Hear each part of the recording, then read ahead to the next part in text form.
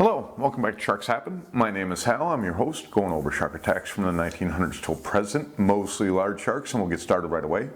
We're going to head over to Magnetic Island, that's Alma Bay, Queensland, Australia. The date is October 31st, 2017. Jack Tolley, 7 years old.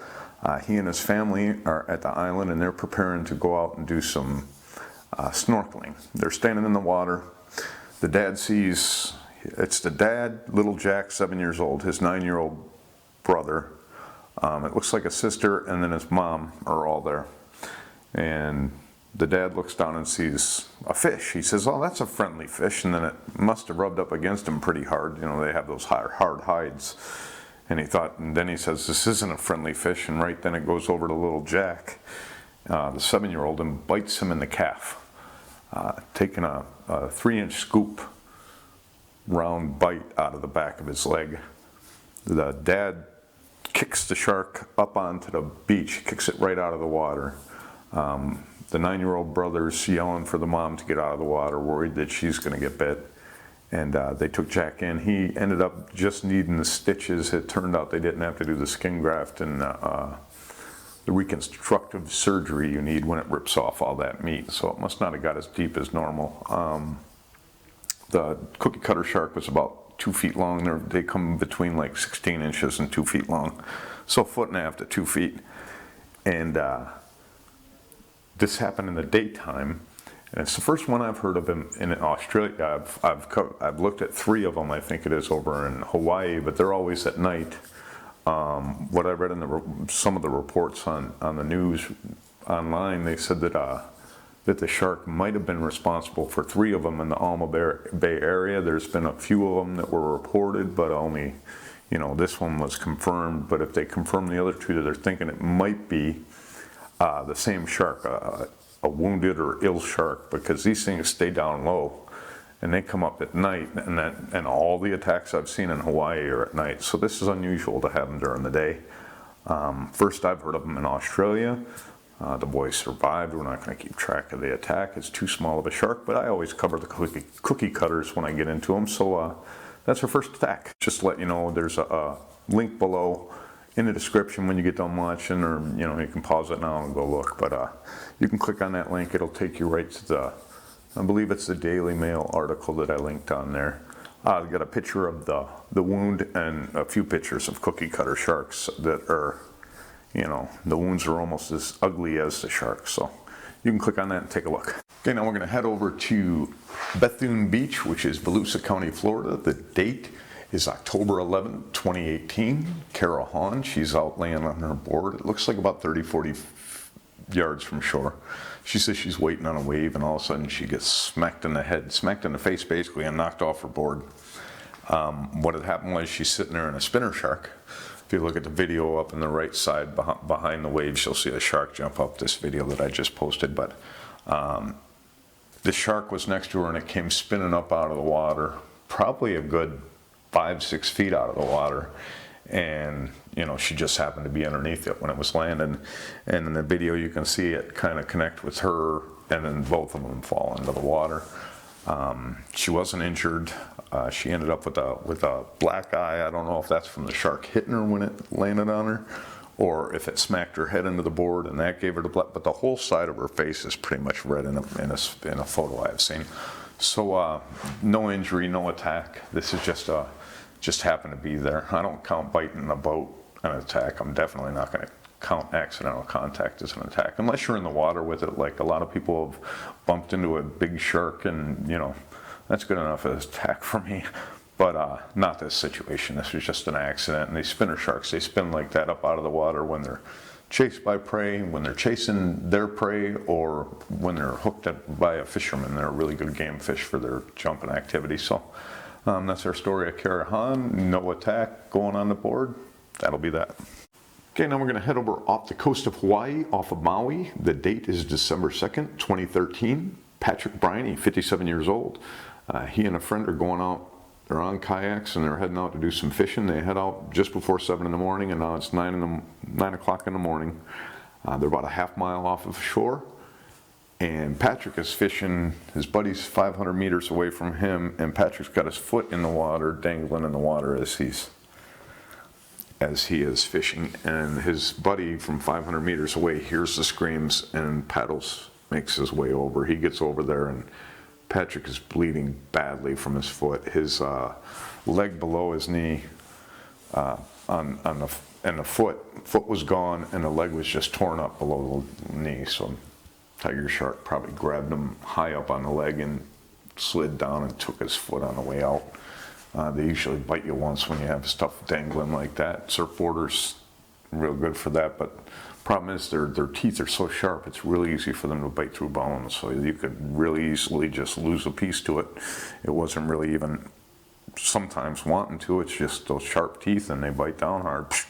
That's it. So his buddy puts him up on his kayak, ties his kayak to his, and starts kayaking over to a dive boat they see. The dive boat sees him coming over, and there's a doctor on board the dive boat and notices that there's no blood coming out of Briney's leg or on the kayak, making them think that he bled out before they even, got him the tourniquet on his leg. So they get him in, took him in, and that was it. It was a fatality. They don't say what kind of shark. I think it was a tiger shark. That's their MO, and it's over in Hawaii. And so he lost his foot and most of his meat below the knee, and we'll put that down as an attack and a non-predation attempt. Now we're going to head over off the coast of Italy and Riccione. The date is July of 1961. Manfred Gregor, he and two friends are out doing some spear fishing. They're 100 yards from shore, 30-foot deep water, and it's coming up on 2 o'clock. Gregor's in the back of the two friends, and suddenly they turn around and both of them raise up their spear guns, and he doesn't know what's going on. He's about to turn around and look, and all of a sudden he feels pain in his foot. And a 4.5 meter great white, so 14-foot great white has him, maybe 13.5-foot great white has him by the foot. And he loses part of his swim fin, so it bit his swim fit away and did pretty good damage to his foot. The two friends, I guess, shot the shark. One shot him in the gills, the other one shot it in the side of the body. It opened its mouth. Gregor took his foot out of its mouth, and it slowly descended into the depths where it came from. And they get Gregor up on the shore. They get him in. He gets some work. The foot ends up healing, but it's completely deformed, he said. But that's the only wound he had from it. It just grabbed onto his swim fin and bit down. Probably a test bite. They've seen swim fins before by the time they're that size. I don't think it's mistaken identity, though it could be. It was murky water, they say, so it's a possibility. But, like I say, I don't think that these sharks go up to any seal or sea lion and just gently bite them like they do and just hold on for a second and decide what they're going to do. When they see their prey, whether the water's murky or not, they're going all out after it. They're not doing the stuff that they do with us. So mistaken identity with a large white usually does not count. Unless you're on a board and you end up with the piece missing. They just hit you once. So that happens, but not the other way. So this is our second attack by a white. And looking into that Mediterranean, there's quite a few whites over there. So more than I thought. So we'll be heading over into that area quite a bit more. That's our story of Manfred Gregor, attack, survival, 4.5 meter great white. Okay, now we're going to head over to Second Beach, Port St. John's, South Africa. The date, March 22nd, 2014. Friedrich Burgstaller, 66 years old. He and his wife are with a tour group, and that's pulling into Second Beach, and he cannot wait to get out into the water. They don't have lifeguards now, and they have signs posted advising against swimming. But he's going in anyway, and so do a lot of other people. He and his wife get ready, and they go out into the water. It's brown, murky water this day. He's in waist-deep water, and it's just about 3 o'clock when a former lifeguard from the beach screams, and looks over and sees the shark has Friedrich by his leg, kind of lifting him up out of the water, pushing him. And Friedrich's able to break away from him temporarily, and it looks like he starts running away from the shark, but then he falls down, so he turns to punch the shark. Shark has its mouth open, arm goes in and it takes his arm. So now he's bitten the arm, and he's already been bitten in his leg. And they said that he's still trying to fight the shark off, and the shark is now, he's drifting out into deeper water, and he's bobbing up and down as he's still trying to fight the shark 20 minutes later. So they could tell the shark's still by him. Finally, I believe I've seen that a rescue boat came out and got him finally. A couple of the lifeguards were running around trying to get jet skis, trying to get somebody with a jet ski or a boat to go out and help, but nobody, had anything to help. He even ran to the street. Finally, somebody came and said the body's floating back in. So they recovered him after at least 20 minutes in the water, after him fighting the shark for that long.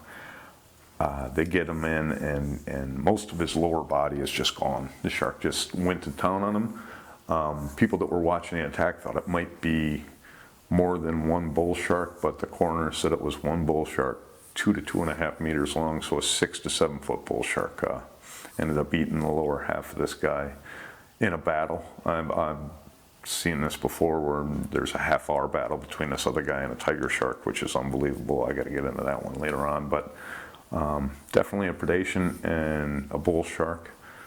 Friedrich Burgstaller 66, and that's how that one's going to be recorded. Okay, now we're going to finish off our unprovoked attacks over in the Bahamas. The date is June 27, 2019. Jordan Lindsey, 21 years old. Her and her mother are in the water. They're swimming with pigs. They're doing this through a tour boat, tour guides, whatever, and they're in the water. Jordan's further out into the water. Her mother is closer to the rocks, which is closer to shore. The father is with, I believe, her brother or sister, and over petting pigs at a different area, so they're not in the water with them. When the attack occurs, Jordan yells to her mother, "Mom," and the mother looks over and sees dark shapes in the water. And she first thinks that they're dolphins, until the first one comes up and bites Jordan in the arm. Bit her arm, water turns red instantly, and it took most of her arm. It's a tiger shark. There's 3 tiger sharks around Jordan at the time. So the mom, horrified, yells at Jordan to swim towards her, and she's swimming out towards Jordan. So hopefully they're going to meet. Jordan's trying to swim. She doesn't even have an arm, but she's doing what she can to make it over. I'm sure the sharks are still after her at this point. She finally makes it to her mother. She grabs onto her mom, and the dad is quoted as saying that Jordan had told the mom that another shark's come back, and then she's bit in the leg, and then she went unconscious. The mother is fighting the sharks off as she's getting her back towards the rocks, and gets her up onto the rocks. Gets her onto the rocks. The tour company chips in and hands her towels. That's all they did for her. There's stories out there, you don't even know which stories to. I mean, this one, there's 2 different versions of this whole story, and it seems to go from one extreme to the next. As far as, they use the word beast in some of these. Some of them say her leg was nearly torn off, and then it finally says it was ripped off in other stories. So they took this one and ran with it. This is what happens in Shark World. But the mother's the only one that helped. She fought the sharks off, got her to the beach. She's unresponsive. She gets towels. They send over, I'm sure the tour company brought over one of their boats to take them in, but there was no medical equipment on there either. So she didn't end up making it. Jordan she was bitten. She lost her arm. She was bitten in both legs. She was bitten in her rear. So she was bitten multiple times by these 3 tiger sharks, and did not end up making it. There was no help at all. Sounds like from the tour company. Yet some of these news reports, some of the stories I've read that used the word beast, leg ripped off, and all this, they claim that even that the tour company was in the water helping her, like they were heroes or something. And I think that caused the mother, to come back out and say no, they didn't have any help. So here you had to go through an attack at this place. The place gives you no help. And now the press grabs onto the story and starts going with the version that, they're heroes. They helped out with this thing. It's just ridiculous. So We'll put this one down as an attack, tiger sharks, and we're going to put it down as an attempt to predate and a fatality, and we'll move on. Okay, now we're going to finish off our show with What Were You Thinking? We're going to go off of the coast of UK, over by Cornwall, I guess, back in 1956. There were attacks happening in the water, they think, from great whites, but there were some divers down in the water. They're off the coast of the UK. And they're down in the water in 56 and they're doing some work. One of the guys surfaces, the divers. One of the divers surfaces and a large shark appears at the top of the water and starts screaming towards him.